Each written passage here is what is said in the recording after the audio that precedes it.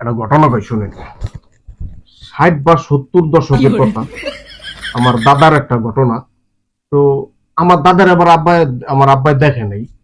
তো আমি আলো দাদার সাথে মাছ মারতে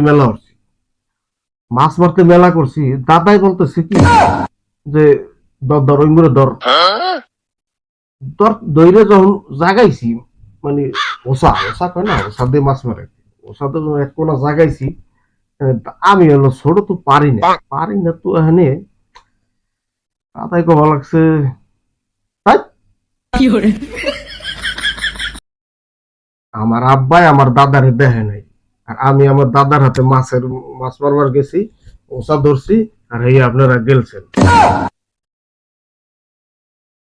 আসলে মানুষ এই জাতীয় ভিডিও মানুষ করে।